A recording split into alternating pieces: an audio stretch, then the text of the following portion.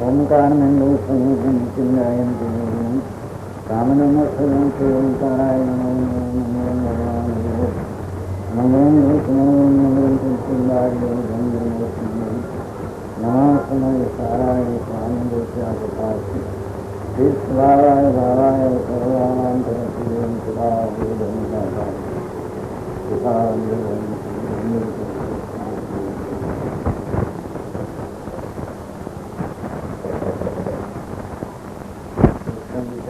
અનાદિ નો અભ્યાસ નથી ને એટલે એને ગ્રહણ અને કથન લાગે.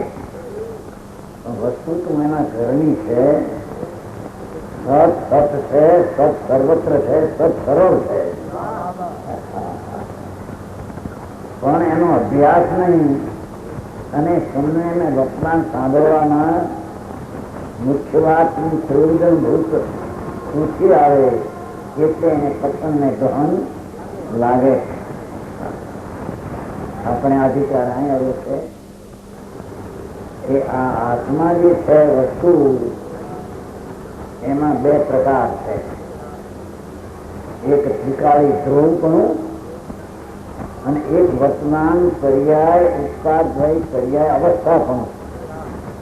ક્ષણ ક્ષણની અવસ્થા બદલે તેને પર્યાય કહીએ અને ત્રિકાળી બદલે નહીં અને કાયમ એક રૂપ રહે તેને ધ્રુવ કહીએ. ભાષા તો ભાઈ અભ્યાસ કરવો પડશે. જે છે એ બે આદિ વાણી આદિ પર છે એની સાથે કઈ આત્માને સંબંધ નથી. પોતાની જે હયાતી આત્માની એનું હોવા પણ દ્રવ્ય ને ગુણ પણ છે અને પર્યાય પણ હોવા પણ છે. શાસ્ત્રમાં એમ આવે છે કે દ્રવ્ય સત, ગુણ સત, પર્યાય સત. એ સત નો વિસ્તાર છે 107 ગાથા છે. પરવસ્તુ પર પણ રહેલી આપણે આત્મામાં એટલું કર્યું છે. દ્રવ્ય એટલે આનંદ ગુણ નો પિંડ જે વસ્તુ છે એ સત છે અને એમાં જ્ઞાન દર્શન ને આનંદ આદિ શક્તિ છે, સ્વભાવ છે, ગુણ છે એ પણ સત છે. પણ દ્રવ્ય જેમ અવિનાશી સત છે એમ ગુણ જે ત્રિકાળી શક્તિઓ પણ અવિનાશી સત છે. હવે એમાં પર્યાય જે બદલતી દશા એ તો સત પણ એની મુદત એક સમયની છે. પલટતી દશા છે એને પલટતી દશા ને પર્યાય કહે છે. હવે અહીંયા એમ કે છે કે વસ્તુ જે છે એ પરમ સ્વભાવ ભાવ ધ્રુવ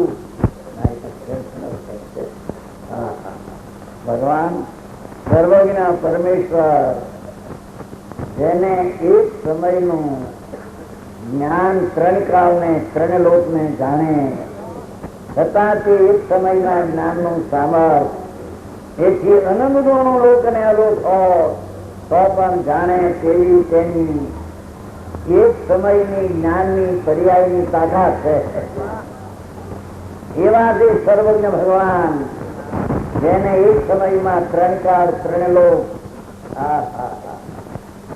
જણાણા અગ્નિ કોને ન બાળે એમ જ્ઞાનની પર્યાય કોને ન જાણે. બધું જાણે, હે એટલું જાણે, ન હોય એ પણ જો હોય જો અનંત તો પણ જાણે એવી આત્માના જ્ઞાનની એક સમયની પર્યાયની તાકાત છે. એવા સર્વજ્ઞ પરમાત્માએ ઈચ્છા વિના વાણી નીકળી એમાં આ આવ્યું કે ત્રિકાળી છે નિષ્ક્રિય છે. નિષ્ક્રિય એટલે રાગ બંધના કારણે વિખ્યાત અને રાગ એ પરિણતિ ક્રિયાથી રહિત વસ્તુ છે અને મોક્ષના કારણરૂપ જે નિર્મળ આનંદની દશા પૂર્ણ આનંદ નો મોક્ષ એને પામવાની અપૂર્ણ આનંદની દશા એ પણ ક્રિયા છે તે ધ્રુવમાં નથી. સમજાય છે કાંઈ? માટે એમ જાણવામાં આવે છે કે શુદ્ધ પરિણામી ભાવ ધ્યેય રૂપ છે. સરવાળો આવી લેવો છે. ધર્મી ને ધ્યેય કોણ? ધર્મી ને કઈ ચીજ લક્ષમાં લેવા લાયક છે કે ત્રિકાળી ચીજ એ ધર્મી ને લક્ષમાં લેવા લાયક છે? સમજાય છે કાંઈ? અરે એની ચીજ શું છે? એમાં શું ભંડાર છે? અનંત આનંદ ને અનંત જ્ઞાન ને અનંત શાંતિ એવા સ્વભાવનો સાગર આત્મા છે. એવો જે આત્મા શુદ્ધ ધ્રુવ પરિણામી ભાવ તે રૂપ છે. મોક્ષની પર્યાય, મોક્ષનું કારણ, જે મોક્ષનું માર્ગની પર્યાય, જે ધ્રુવને આશ્રય પ્રતિ ધ્રુવના ધ્યેય, પણ એ પર્યાય પગતથી નાશવાન છે અને ત્રિકાળી ચીજ તે ધ્રુવને અવિનાશી છે. એટલે યોગીન્દ્ર દેવે પણ કહ્યું છે કે નવી ઉપજઈ નવી મરવી બંધુ ન મોખો કરી, જીવો પરમથે જોયા જીણવર એવું ભણી, જીણવર ત્રિલોકના તીર્થંકર દેવ સભાને વચ્ચે ઇન્દ્રો ને ગણધરોની ઉપસ્થિતિમાં એમ ફરમાવતા હતા. એમ યોગીન્દ્ર દેવ કહે છે. જીણવર એમ કહે છે કે હે યોગી, પરમાર્થે જીવ ઉપજતો પણ નથી. ભગવાન જે ત્રિકાળી ધ્રુવ ચીજ છે એ પર્યાયમાં આવતો નથી. સમજાય છે કાંઈ? જીનવર એમ કહે છે ત્રિલોકનાથ, જેને 100 ઇન્દ્રો તળિયા સાથે ઇન્દ્રો જેની પાસે સભામાં ગલુડિયાની જેમ સાંભળે, એમાં જીનવર એમ કહે છે કે જેને અમે જીવ કહીએ, નિત્યાનંદ ધ્રુવ જીવ, એ જીવ પર્યાયમાં આવતો નથી, ઉપજતો નથી, એટલે પર્યાય પણ એ થતો નથી.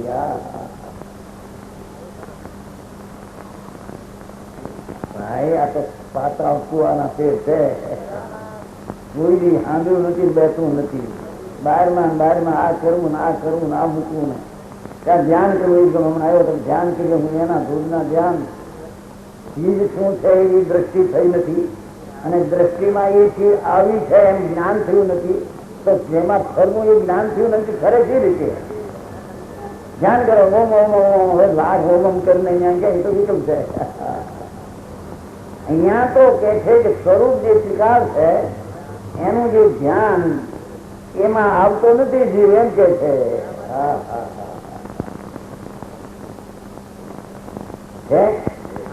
યોગેન્દ્રદેવ પરમાત્મા પ્રકાશમાં એમ ફરમાવે છે કે જીનવરદેવ સભામાં ઇન્દ્રને ગંધર્વોની વચ્ચે એમ કહેતા હતા કે યોગી એટલે આત્મા અંદર જોડાણ કરે, સ્વરૂપનું સંચિત, એને યોગી કહેવાય.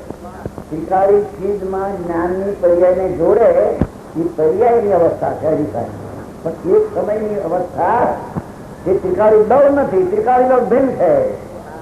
ત્રિકાળી દળ તે એક સમયમાં આવતો નથી, એમ ભગવાન આત્માની પર્યાયમાં આત્મા આવતો નથી. અજબની વાતો છે બાપા. બીજાને તો એવું લાગે આ શું કે છે, ગાંડા છે કે પરમાત્મા પ્રકાશમાં કહ્યું છે. ધર્મીને અજ્ઞાનીઓ પાગલ માને અને ધર્મી અજ્ઞાનીઓને પાગલ માને, અને પાગલ ના એને રિપોર્ટ જોઈએ શું કેવાય, સર્ટિફિકેટ. એ સર્ટિફિકેટ કહે તો હાથનું, અરે હાથ આ તો પરમાત્મા નું સર્ટિફિકેટ કે છે. એવું છે કે જે ત્રિકાળી ચીજની દ્રષ્ટિ જેને કરી છે, એવું જે સમ્યક દ્રષ્ટિ એ એમ માને છે કે મારી પર્યાયમાં હું આવતો નથી આખો. મારી રમતી પર્યાયમાં દ્રવ્યને આશ્રય થયા કરે છે. રાગમાં નહીં, પરમાં નહીં. સમજાય છે કાંઈ? આ બુદ્ધિ બીજની વાત છે. આ બીજ છે ને, બીજ ઉગે અને પૂનમ થયાજીના ત્રણકારમાં રહે. બીજ ઉગે અને બીજ પણ અટકી જાય એમ ત્રણકારમાં થાય. પણ બીજ ને ત્રીજ ને પુનઃ બધી પર્યાયો છે ચંદ્ર ની ત્રિકાળની. એમ ભગવાન આત્મા પાગલ ને ગાંડા કેવું છે દુનિયાના ડાયાઓ. તો આચાર મહારાજ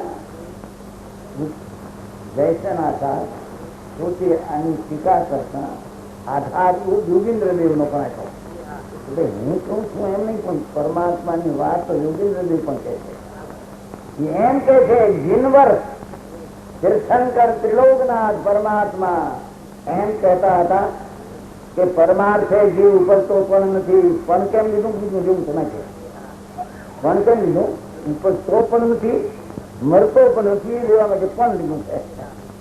બરાબર. જે સંયક દ્રષ્ટિનું જે ધ્રુવ છે અને ધ્રુવનું ધ્યાન કરતા જે પર્યાય સમિત પ્રગટ થાય છે એ પર્યાયમાં ધ્રુવ આવતો નથી. સમજેલા ન જાણશો રે પ્રભુને પહેલા છે. જગતડા કે છે રે જગતડા કાલા. કાલી કાલી વાતો કરે. આવો આત્મા, આવો આત્મા. આ બગડે કાલો પૂછો કે કાલાવી છે અમલ છે. જગતડા કે છે જગતડા એ કાલા છે, પણ કાલા ન જાણશો રે પ્રભુને એ વાલા છે. જેને આનંદમાં નાદ વાળો છે, જેને પ્રિય પણ વાળી નથી, પર્યાય વાળી નથી, એને ભગત કરવામાં આવે છે. સમજાણું થાય? ભાઈ હે હા છે સત્સંગ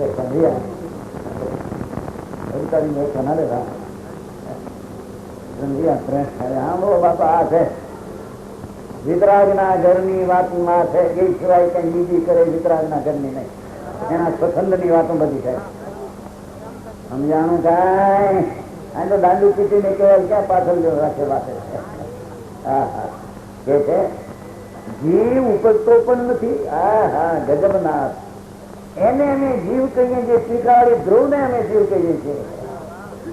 એ જીવ પર્યાયમાં ધર્મની પર્યાયમાં આવતો નથી. રાજમાં તો ક્યાંથી આવે? રાજમાં તો છે ક્યાં એમાં? આ તો જેને આશરે ધર્મ પરથી આનંદ દશા સંકેત પ્રજ્ઞો એમાં એ જીવ ઉપજતો નથી. પર્યાયમાં ધ્રુવ આવતો નથી. હા હા હા. બીજી એક અપેક્ષા એવી છે ધર્મની પર્યાય જે ઉપજે છે એને ધ્રુવના આશ્રયની જરૂર નથી. ગજબ વાત છે બાપા. આ તો અલગ મદદની નહીં, અગેમ ગમની છે. આ તો સંયમ દર્શન થવાની પહેલી રીત આ છે. બાકી બધા ચોથા છે. શું કીધું? કે જે વસ્તુ છે તે ભગવાન ધ્રુવ સંયમ દર્શનની પર્યાયનો એ વિષય છે. પણ વિષય જે વિષય કરનાર પર્યાય છે એમાં આવતો નથી. એક વાત. અને જે સંયમ દર્શનની જે પર્યાય આનંદની દશા ઉત્પન્ન થઈ એને 101 ગાથા પ્રવચન સાર દિગ્ધમીનો સાર. જે આત્માનું અંતર સંયમ દર્શન, જેના સંયમ દર્શનમાં અખંડાનંદ પ્રભુ અને નિત્ય કાયમ રૂપે ધ્રુવ રહે છે, એને જેને ધ્યેય બનાવીને એને સંયમ દર્શન થાય. એ સંયમ દર્શનમાં નિમિત્ત ધ્યેય નથી, દેવગુરુ પણ ધ્યેય નથી. દેવગુરુની શ્રદ્ધા રાખે રાગ એ પણ એના સંયમ દર્શનમાં ધ્યેય નથી. રાગની મંદતા એ સંયમ દર્શનમાં ધ્યેય નથી. સંયમ દર્શન આદિની જે પર્યાય છે એ પણ સંયમ દર્શન નો ધ્યેય નથી. અરે એવો પરમાત્મા અંદર રહી જાય છે કે જેની આજમાં રાજની મંદતા ને પર્યાય બુદ્ધિમાં રોકાઈને ચિદાનંદ નાથ પ્રભુ રહ્યો અનંતવાર મુનિ પણ લીધું નગ્ન મુનિ થયો. હવે દિગંબર મુનિ થયો અનંતવાર. એટલે શું? પંચ મહાવર્તના વિકલ્પ લીધા. એથી શું? એ કોઈ ચીજ નથી. ચીજ તો આનંદનો નાદ કરવું અંદર, જેમાંથી અનંતી આનંદની દશાઓ વહે, જેમાંથી અનંતના જ્ઞાનની કેવળ જ્ઞાનની પર્યાય વહે, એવું જે સાધન વસ્તુ શીખાવ એની દ્રષ્ટિ કયા વિના એને સંગત દર્શન ધર્મની પહેલી શરૂઆત થતી નથી.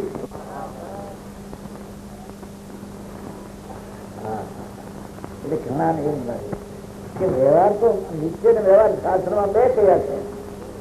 બે કયા પ્રભુ પણ કોને?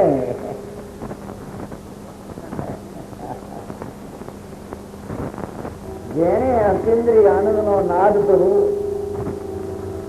અંતર શાંતિ ને આનંદ નો સાગર પ્રભુ, એનો જેને અંતરમાં દ્રષ્ટિ કરીને અનુભવ થયો છે, એવા નિશ્ચય સંયત દ્રષ્ટિને જે કઈ પૂર્ણ ભીતરાગ દશા નથી અને અશુભ થી બચવા એને શુભ ભાવ આવે છે, એને તેને સમકીતીને નિશ્ચય વાળાને વ્યવહાર કરવામાં આવે છે. અને એના બાપે નીચે અત્યારે બહાર રાગ, એમાં રાગની મંદતા હોય તો ગુણ કહેવાય. પણ એ 12 લાખ થી ખર્ચો માટે એને ધર્મ થયો એમ નથી.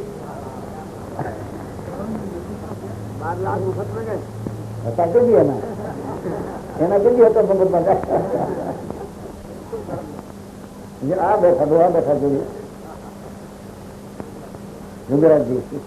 એમાં તો બન્યું કેવું, આ બધી આની સાપ એવી છે ને ઘડી કે મારે રાકડીમાં કંઈક છે. રાકડી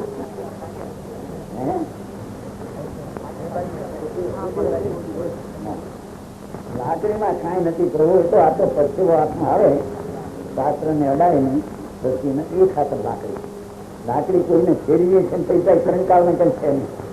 પણ બની જાય ને કે બધું જ મને 8 લાખ ખર્ચ્યા, એમાં 16 રૂપિયા 2 લાખ 2 કરોડ નું સ્થિર હતું, એમાં 40 લાખ બચી ગયા. આ બેંગ્લોર પણ એને એમાં કેમ છે મહારાજ નું તો જ્યાં ફરે છે ત્યાં પૈસા કરે બાપો એ કઈ નથી ભાઈ. એ તો વર્તમાન સત્ય વાત સાંભળતા એનો શુભભાવ છે, પુણ્ય છે, એને લઈને પૂર્વના પુણ્યમાં પુણ્ય બંધાઈ જાય અને એનો ઉદય આવી જાય તો એને લઈને પૈસા આદિ ધૂળ મળે. પૈસાની ધૂળ એ કઈ આત્માનું કાર્ય છે અને આત્માને લાભ છે એવી કોઈ ચીજ છે ને. અહીંયા તો વ્યવહાર એને કહીએ કે જેને જ્ઞાયક આનંદના નાથનો અનુભવ, જેને વર્તમાન દશામાં ત્રિકાળી ભગવાનનો પત્તો ખાઈ ગયો છે, આ તો આનંદનો સાગર છે. જેને વર્તમાન દશામાં અતિન્દ્રિય આનંદનો અતિન્દ્રિય સ્વાદ આવ્યો છે, એ અતિન્દ્રિય સ્વાદની દશાને સંકેત કહેવામાં આવે છે. સમજાય છે કે જે અતિન્દ્રિય સ્વાદના આગળ સંકેતીને ઇન્દ્રના ઇન્દ્રાસનો, ધ્રુવોપશ્રવો અને ઇન્દ્રના ભોગ, અતિન્દ્રિય આનંદના સ્વાદની આગળ સંકેતની પ્રતીતની આગળ એ ઇન્દ્રના ભોગો, એ હળેલા કૂતરા ને મીંદરાની ગંજ મારે એ મમતા ને લઈને થાય. અને નિર્જન દુઃખી છે એ કઈ પૈસા નથી માટે નથી, પણ હું નિર્જન છું એવી ચિંતાના કારણે દુઃખી છે. સમજાય છે કાંઈ? તો એમ કેવું છે વ્યવહાર નીતિ ભગવાને કીધો, વ્યવહાર નહીં પણ વ્યવહાર નીતિ કોને હોય એ અહીં કે છે. ધ્યાનરૂપ ધ્યેય છે તે ધ્યાનરૂપ નથી. જગત છે ને એક રૂપ સદૃશ ધ્રુવ ચૈતન ભગવાન અનાદિ અનંત નિત્યાનંદ પ્રભુ તે જે રૂપ છે એટલે કે લક્ષમાં લેવા લાયક છે, અને લક્ષમાં લેવા લાયકમાં ધ્યાનની પર્યાય એમાં નથી.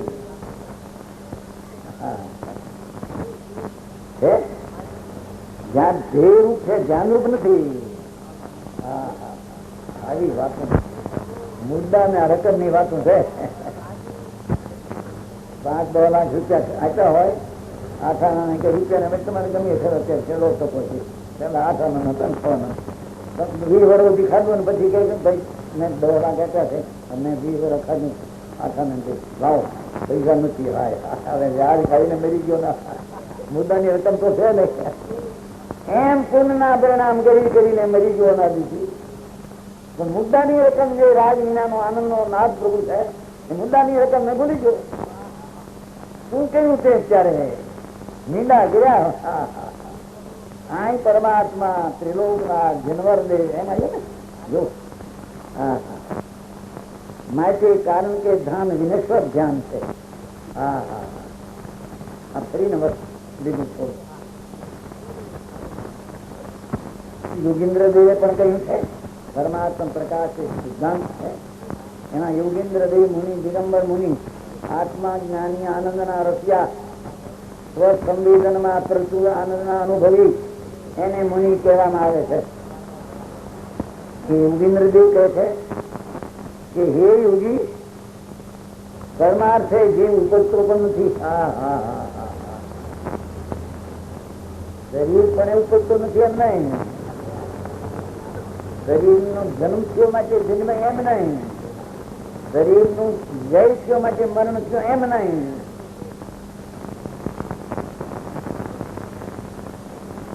દિલ્હી વાગે લોઢું વાગે શું નહીં બધું ખબર પડે ને તમારી બધી પાણી અથવા દીશો ને કેમ મારી માટી પાકમ કેમ કે શું કે છે ધીરે ધીરે લાગ્યો લોઢાના ઉડાવવાની કાટવાળી મારી માટી પાકણી છે. પાકણી પાણી અડવા દે છે. શું બોલે છે મારી માટી પાકણી છે. માટી આને કે છે વળી કે મારી છે. એ માટીનો માટી ચૈતન ભગવાન અંદર જુદી છે. સમજાણું કે એનો જાણનારો એ અહીં કે છે કે એ ચૈતનના ધ્યેયને લીધા પકડ્યા વિના જે કઈ રાગની મંદતાની ક્રિયા હોય તે મરદા છે એમાં મૂર્છાઈ ગયા છે તે મિથ્યા દસી ગયું છે.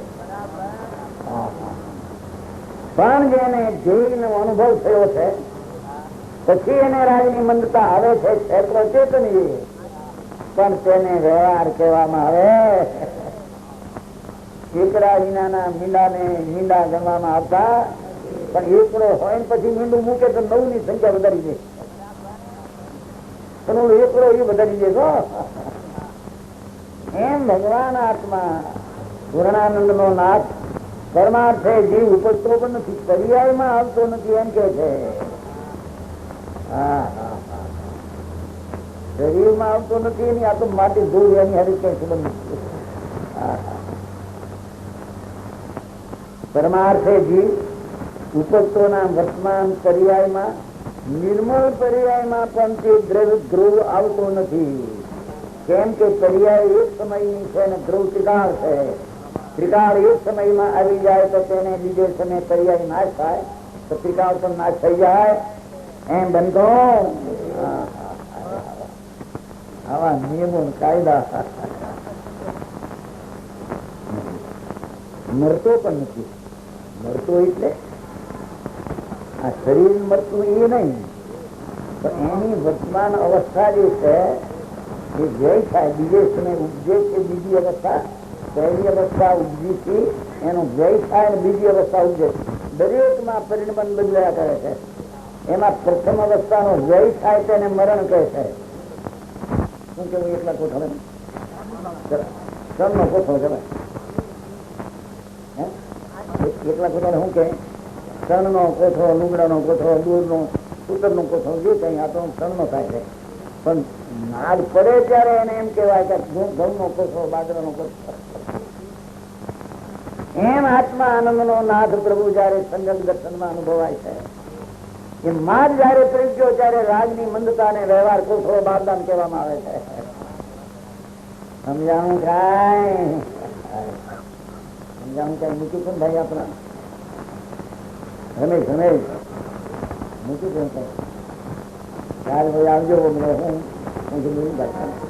ડાયરો આ બધો ડાયરો સાદા જ ભાષા પણ મુદ્ર ત્યારે મૂકી દીધું.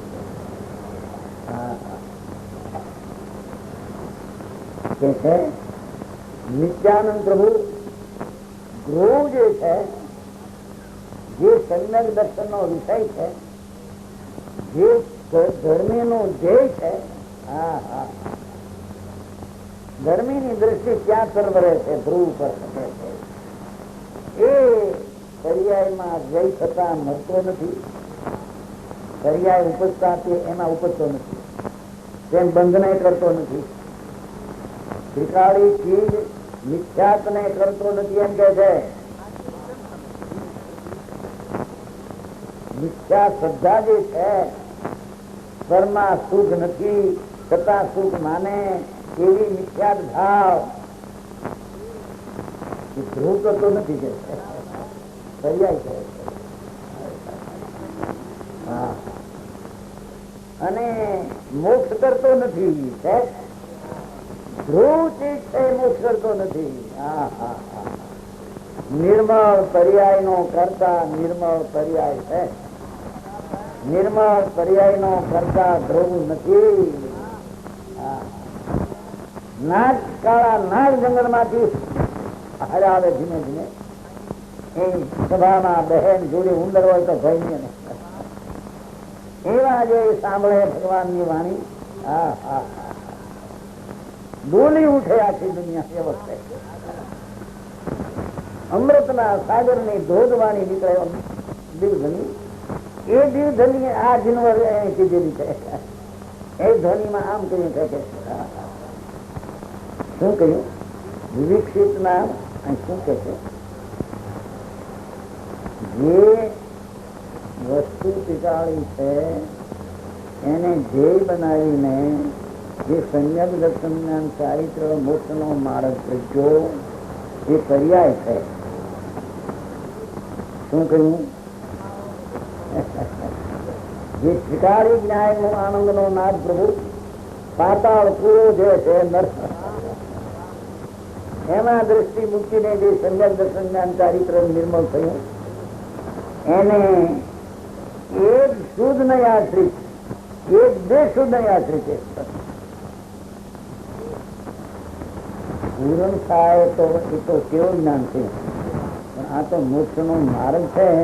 એ એક બે શુદ્ધ નહીં છે, એક અંશે શુદ્ધ છે. ભાષા જુદી, ભાવ જુદા. સામાયિક પુરાણ પરિક્રમા કરીને મરી ગયા પણ આ હું છે એની ખબર મને કે છે.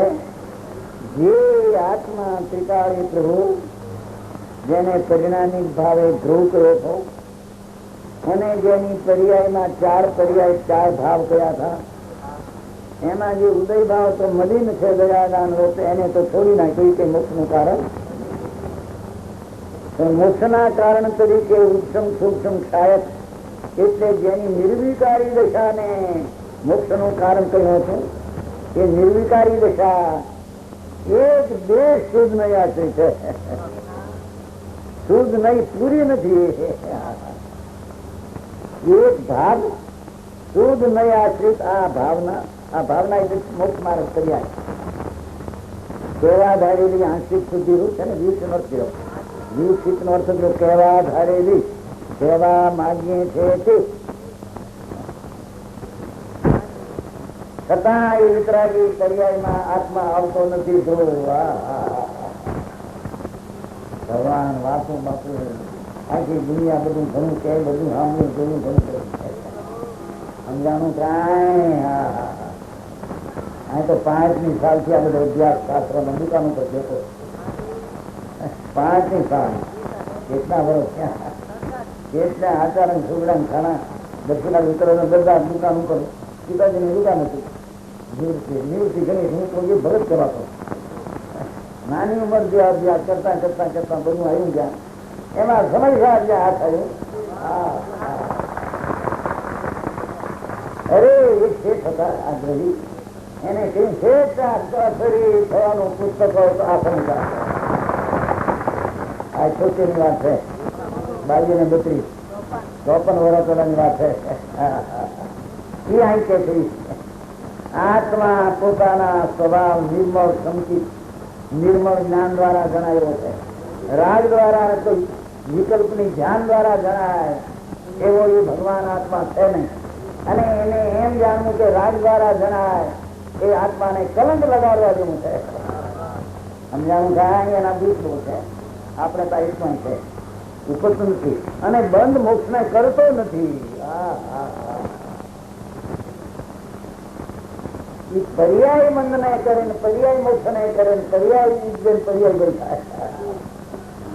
રોજ એ સમ્યક દર્શન નો ધ્યેય છે એ તો મંદ ને મોક્ષ ને પણ કરતો. થોડું લખ્યું ઘણું કરીને જાણે